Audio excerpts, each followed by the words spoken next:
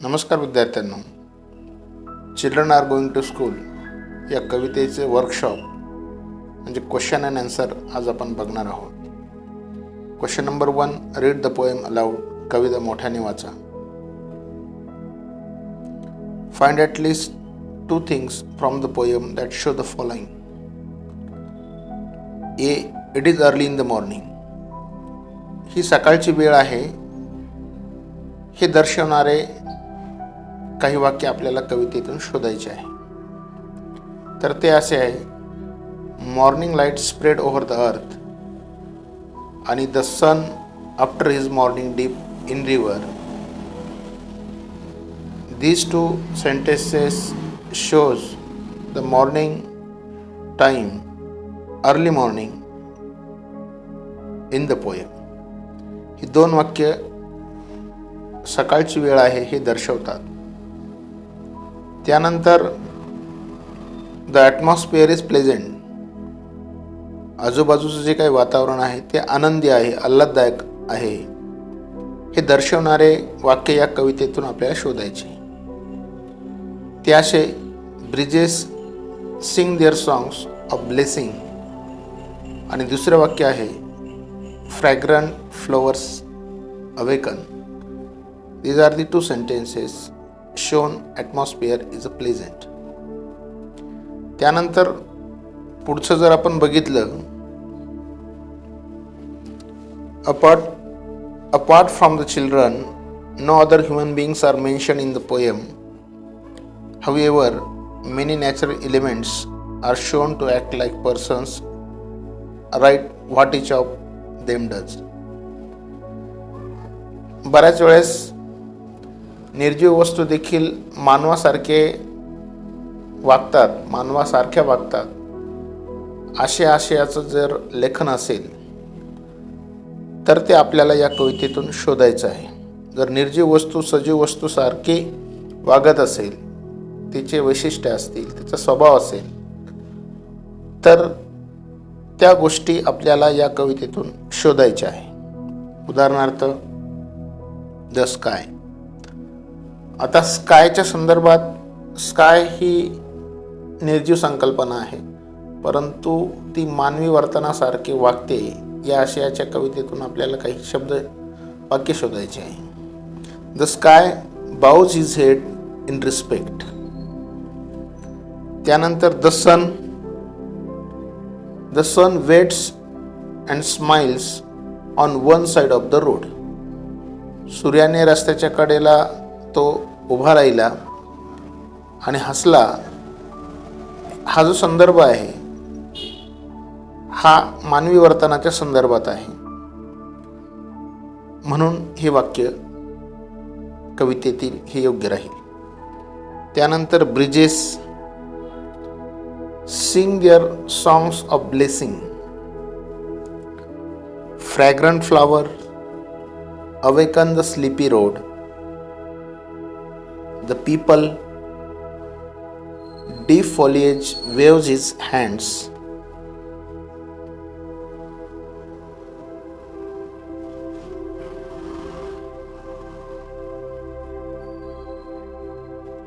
Every particle of the earth throbs like a mother hearts. पृथ्वीवरील प्रत्येक कण आईच्या हृदयासारखा धडधड करत होता, आईच्या हृदयासारखा स्पंदन करत होता. निश्चित ही संकल्पना, हा संदर्भ तुमच्या लक्षात आलेला असेल की निर्जीव वस्तू ज्यावेळेस मानवासारख्या वर्तन करतात अशा आशयाची संकल्पना, संदर्भ जर कवितेत असेल तर तो आपल्याला शोधायचा आहे. आपण त्यातील काही वाक्य शोधली. त्यानंतर why are this written with a capital letter at the beginning. अर्थ हे कॅपिटल लेटरनं का लिहिलं असेल?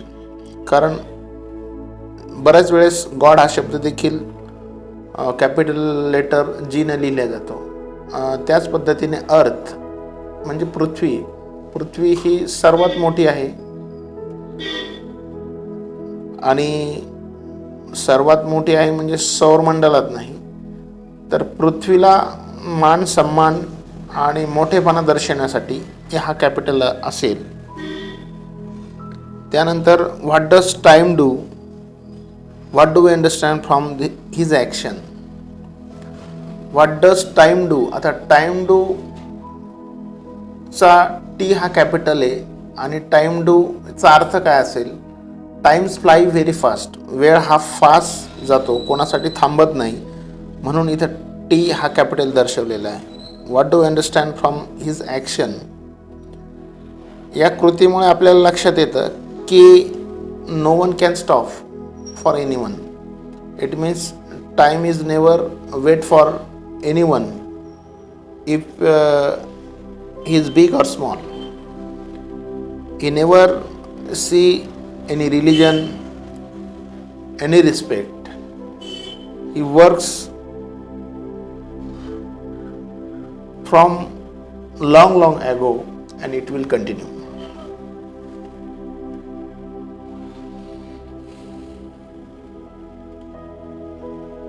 त्यानंतर the whole world is happy because children are going to school. Why is it so? Discuss it in the classroom. असं का की संपूर्ण जग विद्यार्थी शाळेत जात असताना आनंदात आहे, चर्चा करा. अशी परिस्थिती काय आली असेल. साधा उदाहरण आहे किंवा साधा उत्तर देता येईल आपल्याला की nature also like that children are going to school.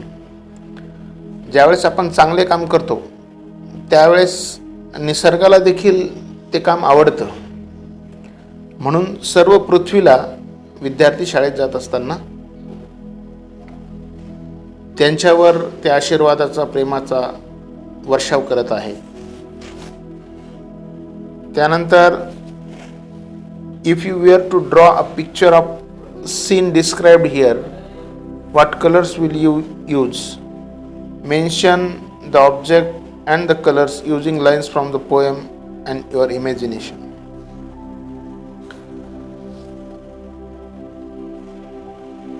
ज्यावेळेस आपण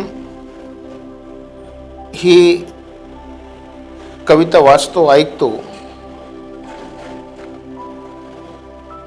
ती कविता सकाळची, त्या कवितेमध्ये सकाळचा संदर्भ दिलेला आहे आणि सकाळच्या वेळचं वातावरण आनंदी, प्रसन्न आणि सकाळच्या वेळच्या वातावरणाला सादर करण्यासाठी कोणकोणत्या कलरची आवश्यकता असते ते ज्यावेळेस तुम्ही इमॅजिन कराल. प्रत्यक्षात तुम्ही सकाळचं वेळ वातावरण बघतातच, परंतु इमॅजिन आपल्याला करण्याचं सांगितलेलं आहे. आणि मग कोणकोणत्या कलरची आपल्याला गरज असेल. We will use yellow, faint, blue, green, and then other aspect like sun, river, road and trees. या गोष्टी आपल्याला लक्षात येतात.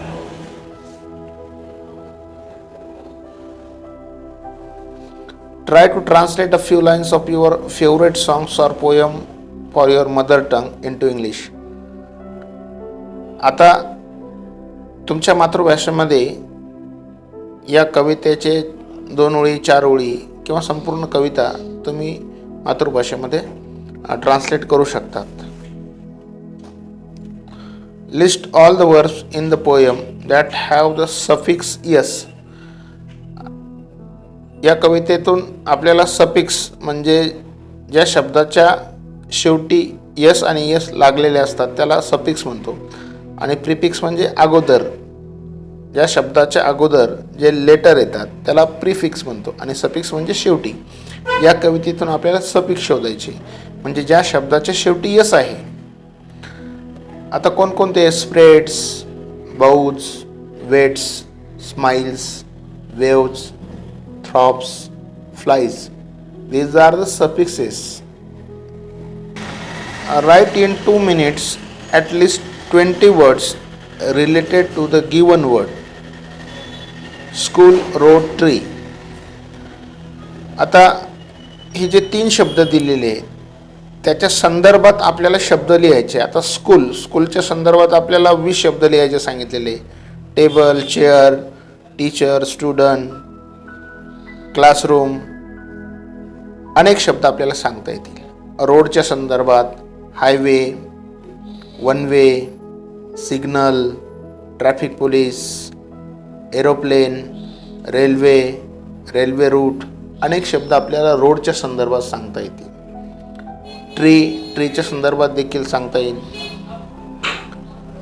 फ्लावर, ट्रंक, रूट्स असे अनेक शब्द आहे. तुम्ही इमॅजिन करून तुम्ही तुमच्या पद्धतीने अनेक शब्द तुम्ही लिहू शकता. अगदी सोपं आहे.